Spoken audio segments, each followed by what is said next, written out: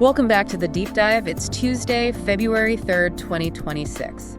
And today, we're looking at a picture of the cyber landscape that is, honestly, a little bit schizophrenic. That is certainly one way to put it. It feels like we're looking at two different movies playing on the same screen. No, really. Think about it. On one hand, you have this image of cybercrime that's straight out of a Hollywood heist movie.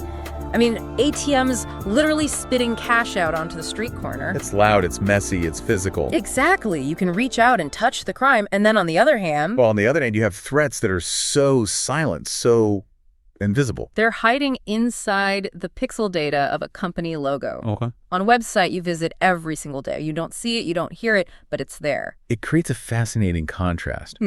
Today we're unpacking the Byer-Nichols threat brief for the second half of January 2026. And you're right, the theme here isn't just, scary computer stuff. It's really about the evolution and the industrialization of how these threat actors operate.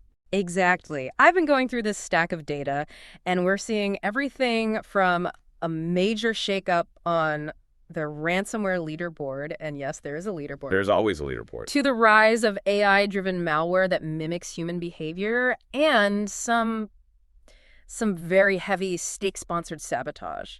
And we really need to talk about who they're targeting. Because if you think this is only a problem for, the Fortune 500 or the big banks, the data from January is going to be a very rude awakening. A very rude awakening indeed. So let's start at the top of the food chain. The ransomware leaderboard. Who's winning the race to be the worst? It's always a crowded field, but for late January, there's a clear king of the hill, a group called Qilin. Qilin. Yep. They took the top spot with almost 20% of all recorded attacks, 19.38% to be exact. That is a huge chunk of the market for just a single group. That is massive. But looking at the report, this wasn't just them, grinding harder than everyone else. This was a strategic play, right? They executed a supply chain exploit. Precisely. They targeted a platform called Cleo. And this is a perfect example of working smarter, not harder, in the criminal world. Okay, let's unpack supply chain exploit for a second, because I think people hear that and their eyes just glaze over. But it's actually a pretty simple concept. It is. Think of it this way. If a burglar wants to rob 50 houses in a neighborhood, they have two choices.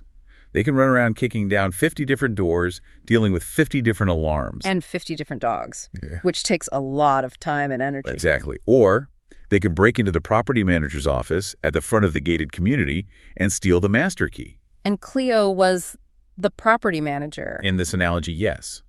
Cleo provides file transfer software for thousands of companies. By hitting Cleo, Cleo P effectively stole the master key. So they didn't have to hack each victim individually. Not at all. They compromised the tool that all the victims were using. That's why we see that huge spike in their numbers. It's pure efficiency. It's terrifying efficiency. But they weren't the only ones making noise. We saw a group called Qilin coming in second with about 12%, and another group called The Gentlemen. Oh, I love that name. It's a fantastic branding choice for a criminal enterprise, right? They came in third? The Gentlemen are interesting because their methodology sort of matches their name. They rely heavily on tailored phishing. Very polite, very convincing emails trying to get you to open the door yourself. And Qilin. Qilin is more brute force. They're heavily targeting the manufacturing sector. Okay, so speaking of targets, this is where I need to drop the stat of the week. Because I was reading through the victim demographics in this report, and my jaw it hit the floor. I think I know which one you're looking at, the size breakdown. Exactly. We always hear about the big hacks, right? The massive tech companies, the pipelines, the hospitals. But when you look at the actual breakdown of victims by size for late January... Go ahead, say the number. 84% of the victims were small businesses, companies with 500 employees or less. And that is the aha moment for this entire deep dive. But help me understand the logic here. Why are they hammering the little guys? Surely a small printing shop has less money to pay a ransom than, say, a multinational bank. They do have less money, but they are also much, much easier to rob. So it's a volume game. It's entirely a volume game. Large enterprises have security operations centers. They have teams of people watching screens 24/7. They have multi-million-dollar budgets. A small business with 50 employees. They might have one IT person. Right, who also fixes the coffee machine and orders the toner. So the attackers aren't big game hunting anymore. They're trawling, casting a wide net and seeing what they catch. The report notes a trend toward faster, more surgical campaigns. Meaning they want to get in and get out quickly. Exactly. They get in, encrypt your data, demand a ransom that is painful but payable, maybe $50,000 instead of $5 million, and then they get out. And for a small business, that 50 grand might be the difference between making payroll or closing their doors forever. The criminals know this. They know the small business owner has to pay to survive. That is incredibly cynical, but the math makes sense. And geographically, it looks like the U.S. is taking most of the heat on this. Yes, the U.S. accounted for nearly 44% of the victims, then the U.K. and Canada. So if you are running a small business in North America, you effectively have a target on your back. Okay, so we know who they're hitting and why. Now let's talk about how they're getting in. The report calls it a nasty mix of edge and core. Right. And this is the part where business owners really need to listen up. We have a list of specific culprits here. VMware vCenter, SmarterMail, Zimbra, Ivanti, Fortinet. To the average listener, that just sounds like a bunch of tech soup. What's the common thread? The common thread is internet-facing management. Okay, translate that. Imagine your house has a front door. Right. That's where guests come in. That's your public website. But you also have a utility box with all the circuit breakers and the alarm codes. Sure. Usually that's locked away in the basement or a secure closet. Exactly. But what we're seeing here is companies taking that utility box, their management dashboards, and installing it on the outside wall of the house facing the street. That sounds like a terrible design choice. It is. But in the digital world, it's convenient for remote management. But if you leave these dashboards exposed to the open internet without proper protection, anyone walking by on the digital street can just rattle the handle. And if the handle turns? If you haven't applied the latest security patch, or if you don't have multi-factor authentication MFA turned on, it's like leaving the key right there in the lock. And that's their initial access. That's how they get in the door. And once they're in, they can start what the report calls lateral movement, which, if I understand it, means once they're in the lobby, they can start trying doors to the other rooms. Precisely. They move from the mail server to the finance database to the HR records. They establish a beachhead and then spread out. So what's the takeaway here? If I'm a business owner, do I just unplug the internet? You don't have to go that far, but you need to lock the doors that face the street. The report explicitly advises fast-tracking patches for these specific technologies, and more importantly, segment these services. Don't just leave them out in the open. Right. Put them behind a VPN. Yeah. Make your IT admin log into the secure network before they can even see the login screen for the mail server. Simple advice, but crucial. Now, I want to pivot to the spy movie section of the report, the malware spotlight, because the creativity here is just, it's off the charts. It really is a showcase of different techniques. Let's start with something called Ghost Poster.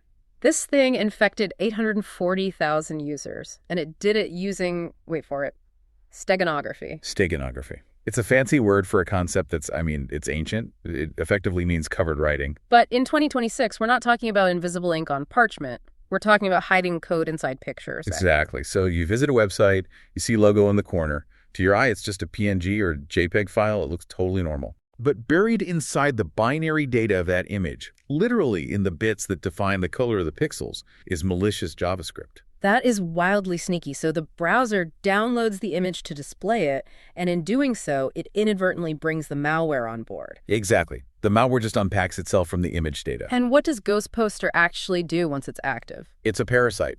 It infects your browser Chrome, Firefox, Edge, and it starts hijacking your activity for ad fraud.